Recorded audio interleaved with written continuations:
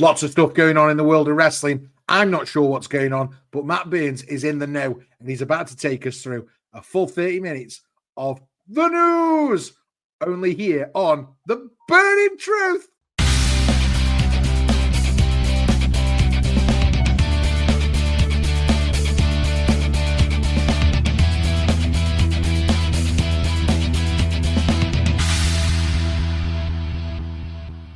Hey, it's Scott Barrett, and welcome back to another episode of The Burning Truth, a special news edition, Matt Burns, with lots and lots to talk about. That it is, because we've got some articles to cover and everything. But before we get to there, I've got to ask two questions. Oh, two questions. Two questions. One is, Scott, how are you? I'm very well, mate. Thank you. How are you? I'm not too bad. I'm quite dapper, quite happy and smiling, as you can probably tell. Are you ready for your second question? Fresh haircut, ears lowered, yeah? Oh, definitely. I had to, because I will say the beard was getting a little bit, it was stealing my food. Grizzly. It was stealing my food. Yeah, well, I've had to shave mine completely, and I'm not a big beard guy anyway, but I've had to shave what I did have, because the summer's here, and so is the hay fever.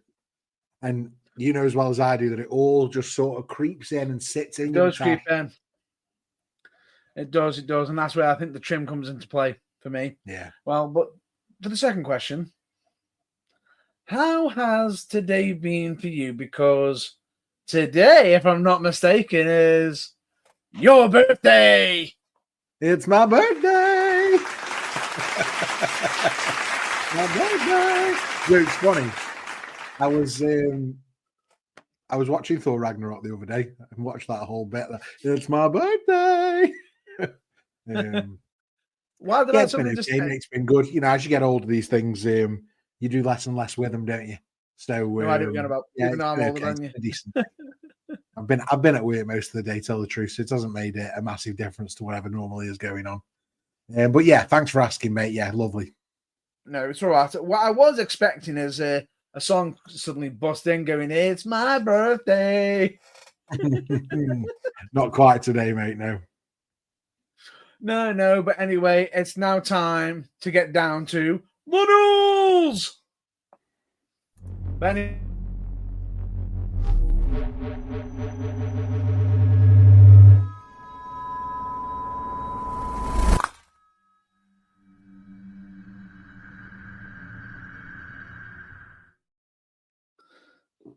I was sharp then. Once I see I got that in then. Oh yeah, you were slick. But anyway, let's start off with the news of someone who we gave a TBT award to. Oh, okay. Love the TBT awards. Can't wait for them again this year. Can't wait. But he was most consistent player. Big Drew. Consistent, as in he's a big, he's a dab hand whenever he's around. Oh, go on. Who did we give that to? Sheamus. Oh, Sheamus. Yeah, of course it was. There was discussion of Drew. I remember, yes. But we landed on Sheamus. Yeah, that's right. Yeah, we ended up giving it to Sheamus because it felt like Drew was having a bit too many titles. He was getting a lot of awards, wasn't he? Yeah, we were trying to even it out somewhat.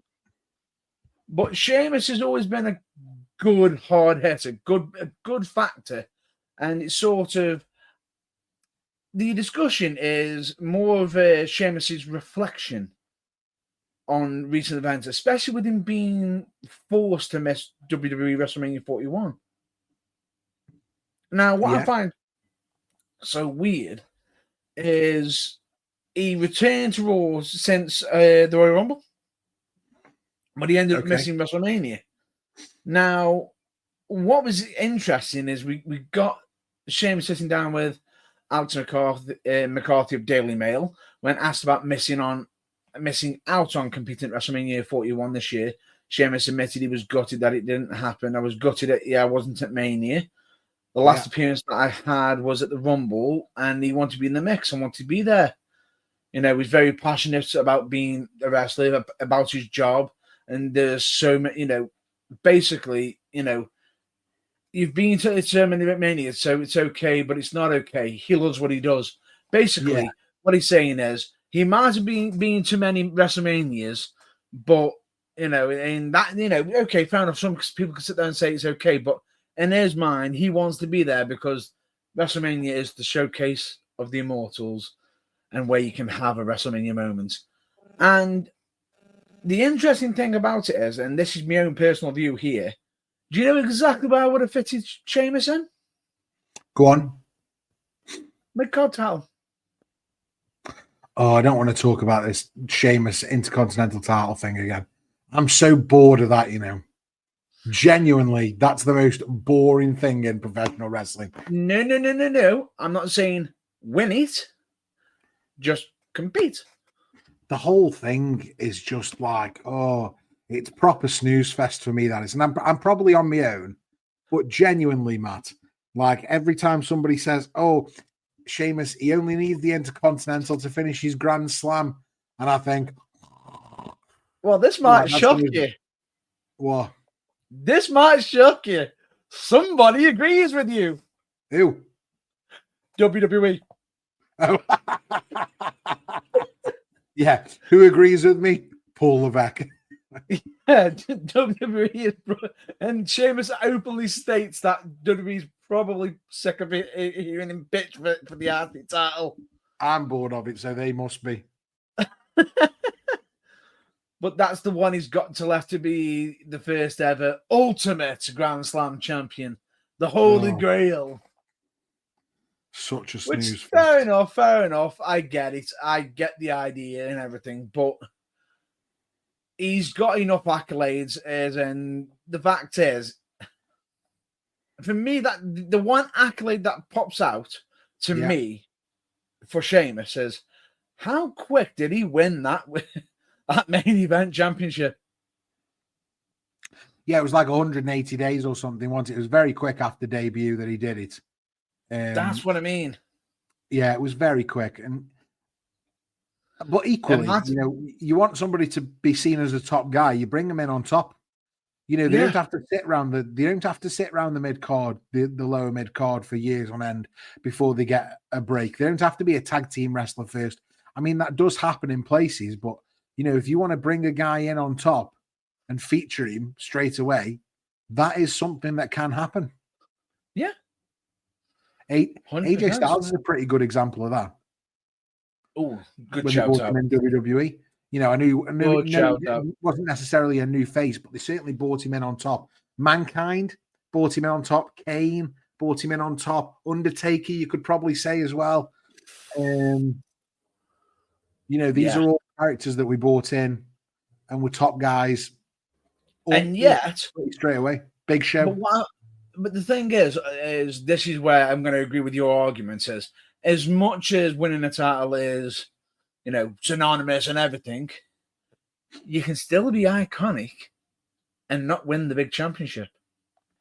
Yeah, because we can name some names. I'm pretty sure. Yeah, but I can also. Do you know what? I'm going to use another one now. Another couple of examples similar to before. Finn Balor. Now, I know it didn't go his way because of injury, but they brought him in. First night first 2 weeks, wins a triple threat and beats Roman Reigns. First pay-per-view, wins Universal title. Injured during the match. The other one, Shinsuke, they brought him up, and that next year he won the Rumble. He didn't win the title, but he did win the Rumble. So these things do happen, don't they? Yeah. Fast rises to gold. Yeah, the thing is, I think in some cases you can have some of them rise too quickly, and some of them might need to go down a little bit and then go back up again. Agreed. Yeah, and we did that with the Big Show in '99. Yes, 40 men on top, won a world title within 12 months. Won a few world titles actually, but we did then start to drop him down, bring him back up, drop him down. He was hardcore champion for a while. I think he won the US title at some point. And then he became a big threat for Brock. Yeah, exactly. And then after he beat Brock, he was back down for the US title for a bit, and tagging with A-Train, and yeah. And ironically, a name that we've already mentioned can definitely be on the list because he ended up being technically let go from the company and then becoming a main champion. Drew. Yeah, Drew's a good shout. Yeah. Drew was somebody who sort of went from WWE, made a name for himself on the independents, and come back bigger, badder, stronger. Yeah, absolutely. Right, what's the next piece of news then? Matt Burns I think we took Sheamus to death, haven't we? Yeah, we pretty much have. We're going to jump across over to AEW. Which is... We have to. Yes, we do. Because, well, the next two pieces... Well, there's three pieces of AEW we're going to cover. One of them is going to be quick. One of them is going to involve WWE and AEW. And this one's just Nigel McGuinness.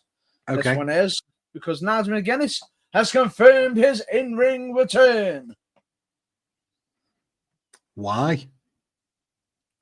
It was sort of because he's teaming up with Daniel Garcia to take on FTR at Double or Nothing.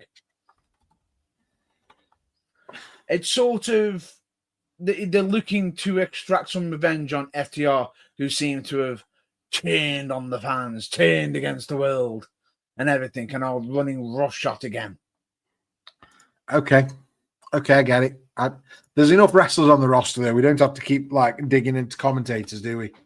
Wait for it. They then bullied Tony Schiavone multiple times. Which this sounds a lot like. Yeah, it is, isn't it? The question is what I find even more shocking is the fact that this was the one that started it first. This one started first. Oh, so we've copied a bit then, have we? Or we're copying now? It's weird because they started the storyline first. It's taken them that long to get through it. And that's McAfee got through his storyline before they've even got halfway through. Got taken out, returned, and had his match. In fact, there was a suspension involved as well. All in the time it's taken. Yeah. So, even though McGuinness did step up, might have been a little bit late. Fair. But I always enjoy seeing Nigel McGuinness. I love his work. Phenomenal wrestler. Knows his stuff. He was. I really enjoyed him as Desmond Wolfe in TNA for the run he had there. Obviously did great work in Ring of Honor. British wrestler, so we've got some bias. But yeah, I like the guy. I just don't know in 2025 whether featuring him in a story is the right thing or whether should we be looking at some of the talent that's already on the roster.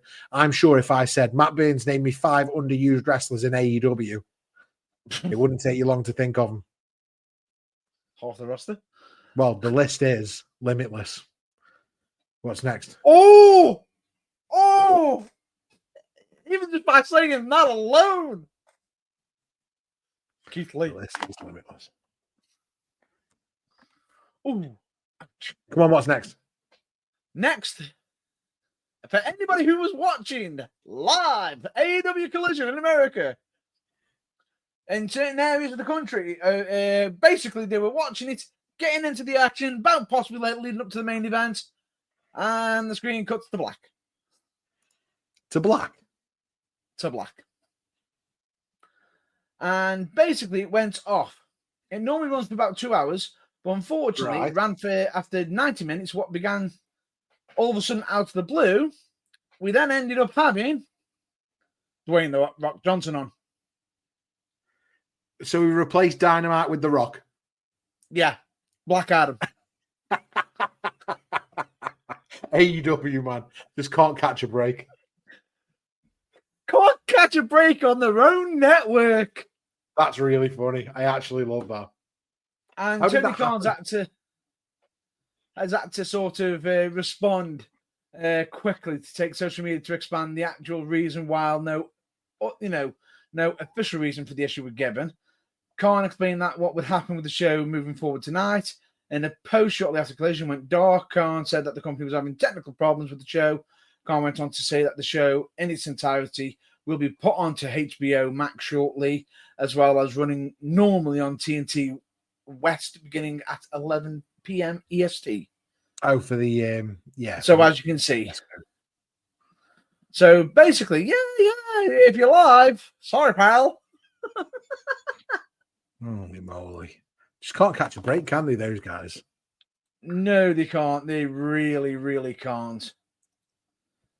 And it's really, really funny that we say that, because as much as fair play to them for trying something different. Yeah. But wow. Ouch. And what makes it even worse is, if I'm not mistaken, that was a movie that didn't do well at the box office, if I'm not mistaken either. No, I don't think it did. I think they put a lot behind it, and it was sort of the final nail in the coffin for the DCU at the time.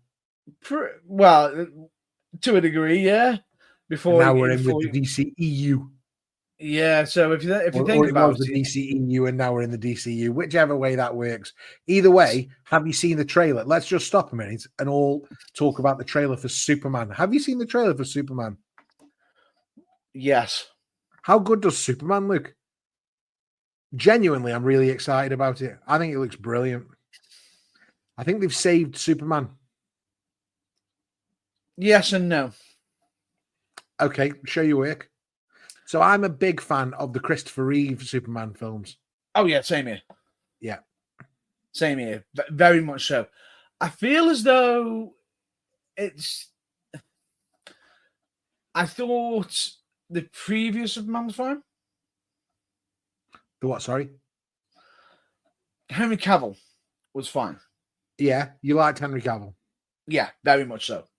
Okay. Good actor. I've been a fan of his work. Definitely.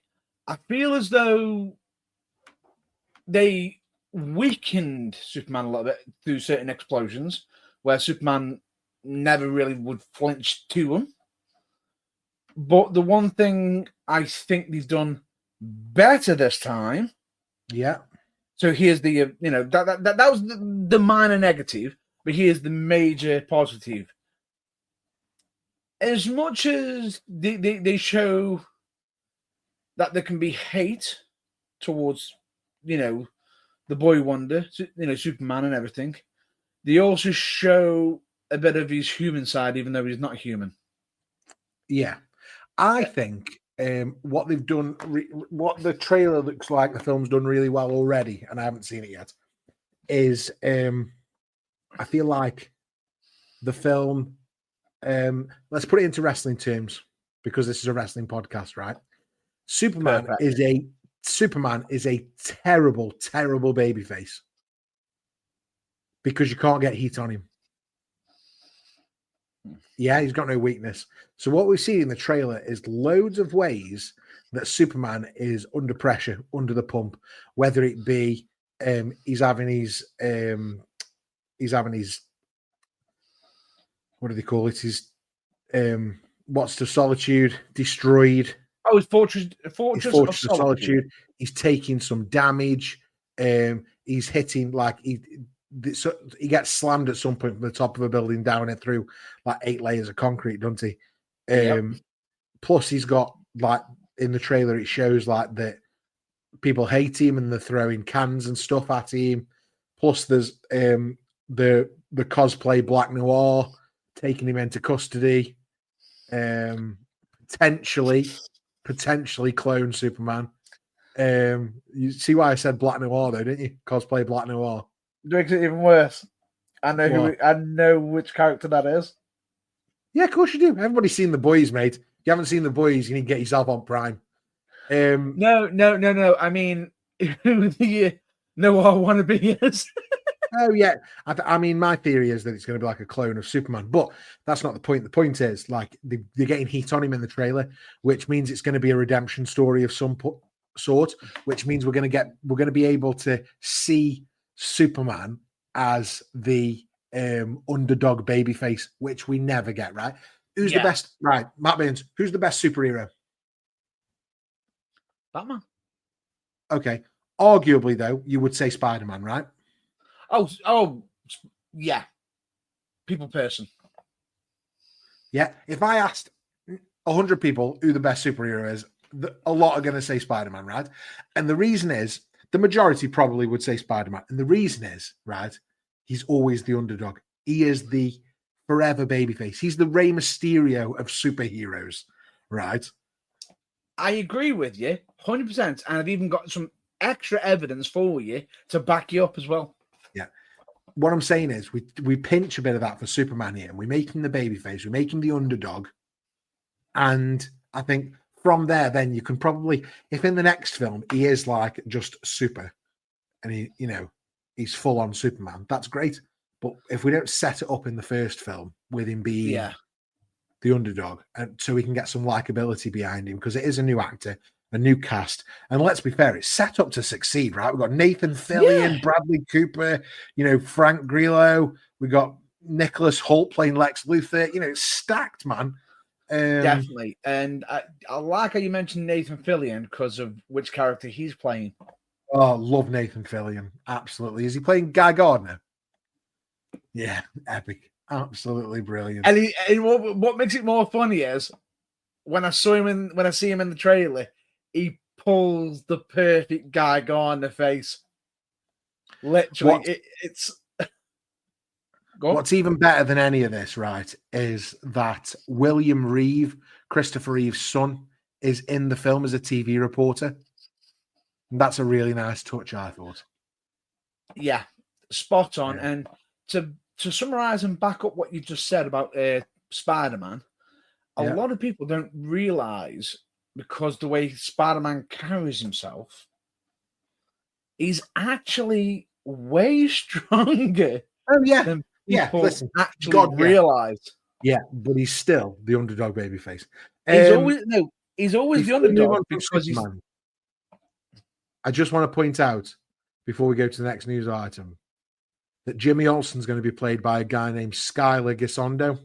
And I don't know how he thinks his career is going to go with a name like Skylar. I can't see much for him. But let's go over to the next. Let's go to the next news. You never know. He could be. He could bring a star quality. Next news star quality. Well, anyway, we go from one Superman to the WWE Superman, or should we say, former Superman.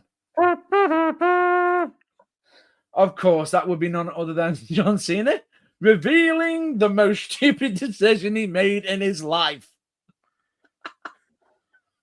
Wow. And from what I've gathered... Wow, what an article. Where have you found this one? Oh, you're getting all these on WrestleZone today. Right, let's give them the link so people listening or watching can find this news themselves. I was going to throw it in at the end. Oh, okay, sorry. I'll shut up.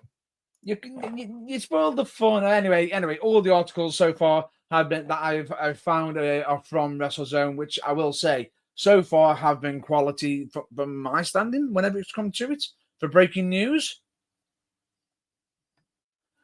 But we have a story of John Cena revealing an untold story about his infamous 2006 match against Rob Van Dam at ECW One Night Stand, which was at the Hammerstein Ballroom in New York City. Yeah. It featured a very pro ECW anti-Cena crowd. Oh, definitely. I think that's the one crowd that will probably boo more than the current crowd. Would you say? Yeah, 1,000%. The crowd today are happy to see him. Yeah, they're at least happy to see him. And if he throws his shirt somewhere, someone catches him and he's like, he's going to sell it off on eBay. Whereas ECW will just go, nope, and just throw it back. He'll just go reflecting on the match. John Cena, who appeared at Philadelphia Fan Expo, said, "Man, it was awesome. There was a sign which actually was brought to this conversation today that says, if Cena wins, we riot." And it's a very famous sign that has been memed and knocked off. Also, the audience... And we've seen it loads recently as well, right? So what was the sign at... was it at WrestleMania, or might have been at Elimination Chamber, actually? There was I can't remember what it was. It wasn't if Punk wins, we riot. It was... it was something else. If Punk loses... No, that was Money in the Bank 2012. There was one recently, and it stuck with me. It might have been about Charlotte and Tiffy. Oh, no, it was Charlotte. I know which one you're on about. If Charlotte wins, we riot. Yeah, it was Charlotte because they were sick and tired of it.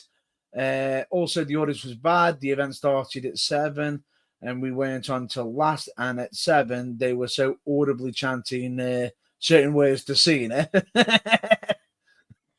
So you knew by the time they went out at 10, it was going to be pretty much vicious. So they get out there. He's having his wrestling match with his T-shirt. He looks at the sign. Here's the crowd. Like, ooh, I don't know if I'll do this again. Was this the most stupid thing to do? To go out to an audience that absolutely wants to murder you. Yeah. Madness there. Right. But he told Rob, hey, let's go out there. Let's go out into the audience. And I just want to see what happens. He thanked everybody everyone there for being professional, great fans. And even though technically, it was one of his worst nights, but what he appreciated was the fact that they told him exactly what they thought of him.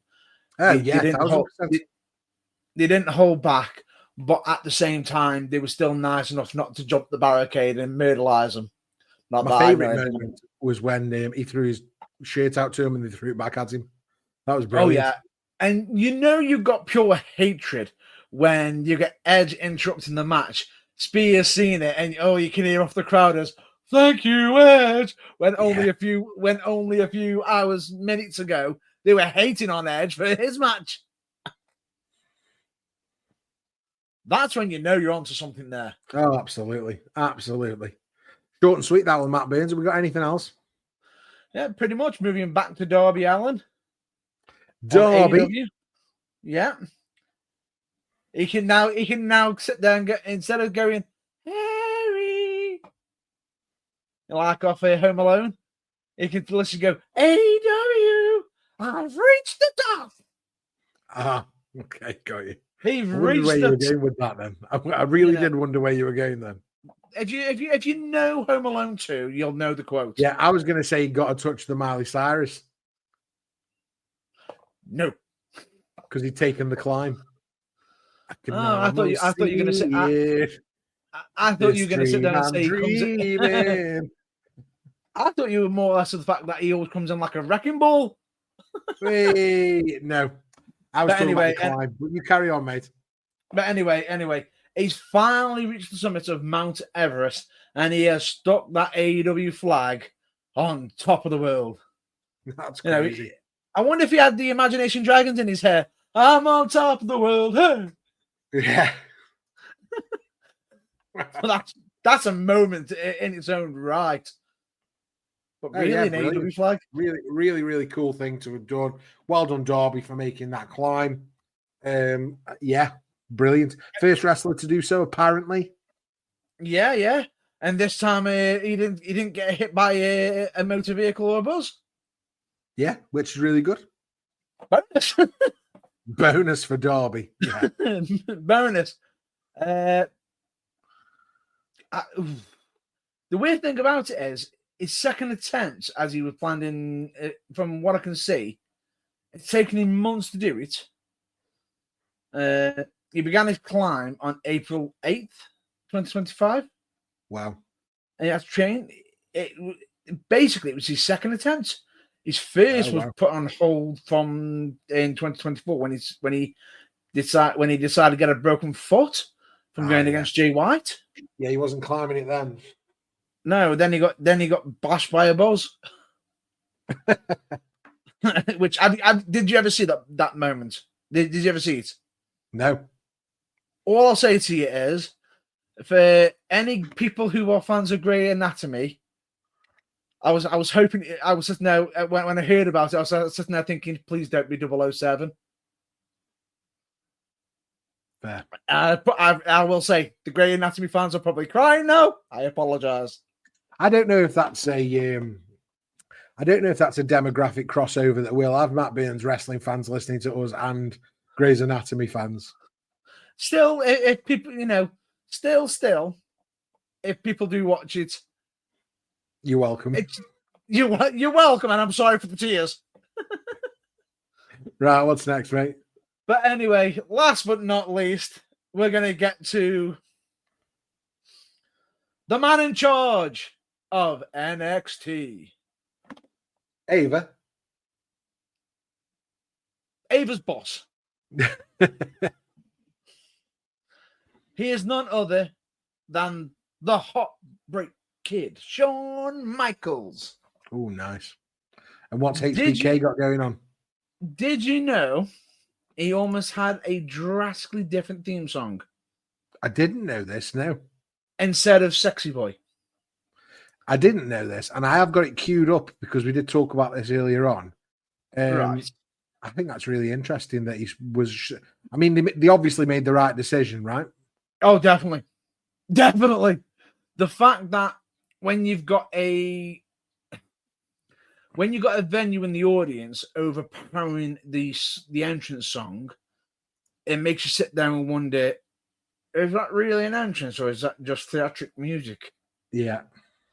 And it was supposed to be supposedly his original theme, which was called Rhapsody in Blue.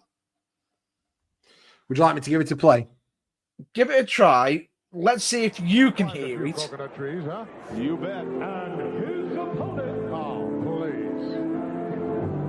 From San Antonio, Texas, weighing 240 pounds, Shawn Michaels. The trainer, Shawn Michaels.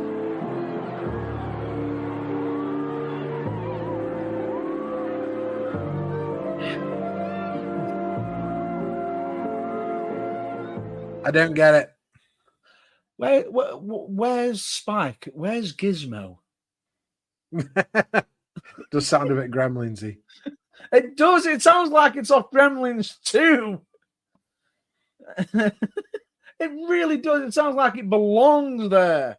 But the point being is, it's one of them. It's just, wow. Now, think about that. That could have been his theme song. Would he have been the Heartbreak Kid that he is today? I doubt it. I think the music and Sherry was all part of the presentation to begin with, and I can't see it happening without all that going on. 100%. I think the fact that he was involved with Sherry and they actually ended up doing a Sexy Boy, perfect song, perfect moment. Enough said, wrote itself.